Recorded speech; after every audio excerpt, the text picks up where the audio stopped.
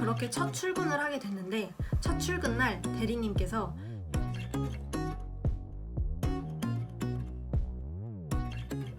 안녕하세요, 랑이 언니입니다. 오늘의 주제는 제가 유튜브에서 디자인 관련 컨텐츠를 하려고 마음먹었을 때 꼭 한번 다뤄보고 싶었던 디자인 용어에 대한 주제로 두 편에 나누어서 이야기를 해보겠습니다.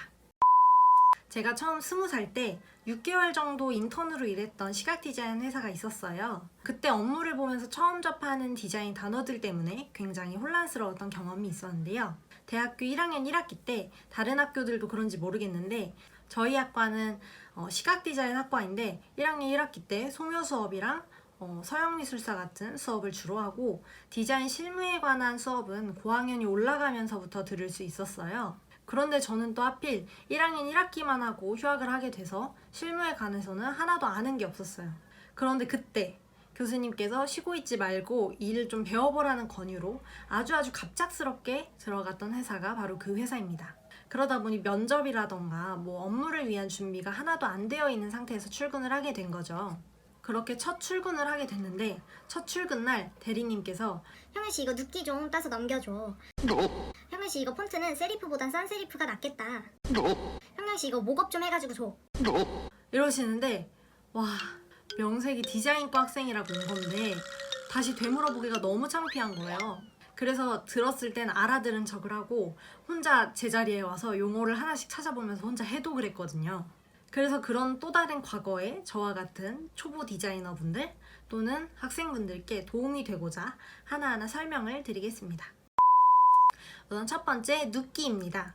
눕기는 배경을 제거한 상품 이미지 혹은 모델 이미지 등을 의미를 해요. 그래서 눕기를 따주세요 라고 요청이 들어오면 해당 오브젝트만 남기고 배경을 날려주세요 라는 의미예요. 그래서 주로 포토샵에서 펜툴로 따는 작업을 의미합니다. 두 번째는 TTF와 OTF입니다.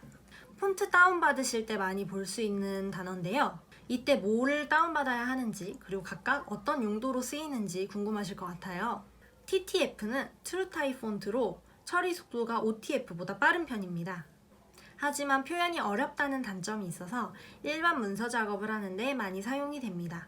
OTF 같은 경우에는 오픈 타입 폰트라고 해서 출력 시에 고품질로 인화할 수 있는 폰트입니다. 그러다 보니 고해상도를 필요로 하는 그래픽 디자인에서 많이 사용을 하고 있습니다. 세 번째는 세리프와 산세리프입니다. 세리프는 글자 일부 끝이 돌출된 커브 부분을 의미하는데요.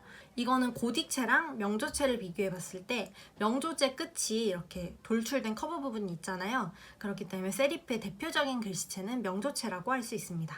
그리고 반면에 산세리프는 산스라는 뜻이 없다라는 의미예요. 그래서 회계비침이 없는 글씨체를 의미하는데 고딕체가 바로 산세리프의 대표적인 예입니다.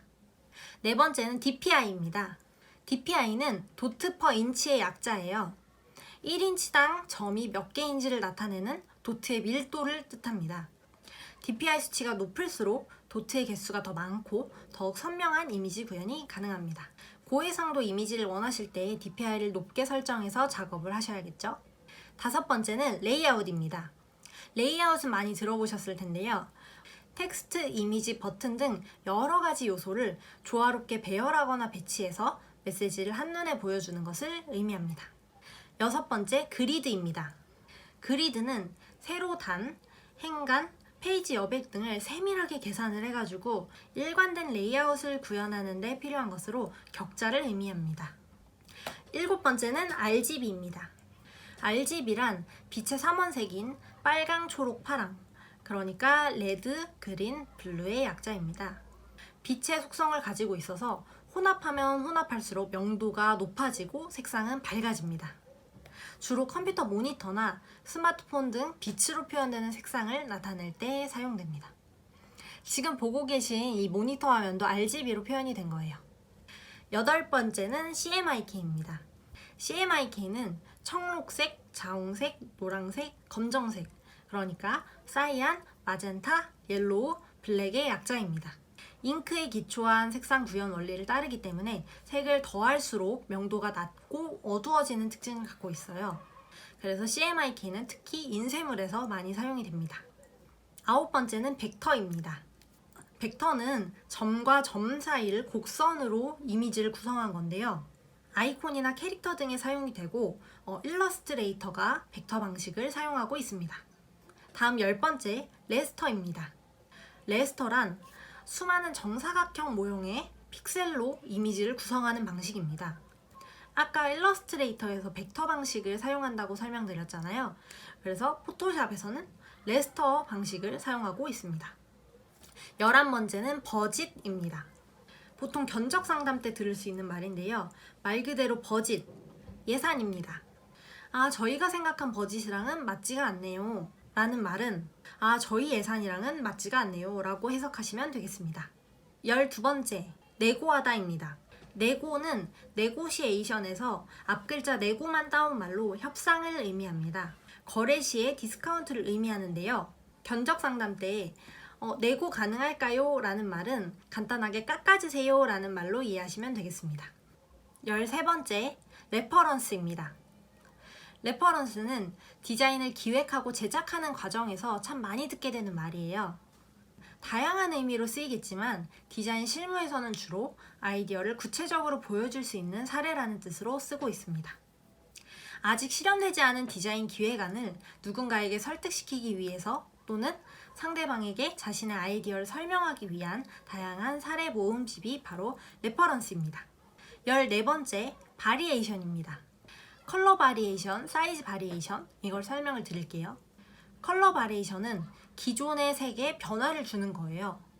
그래서 한 종류의 대상물에 대해 여러 개의 다른 몇 종류의 색을 만들어내는 겁니다.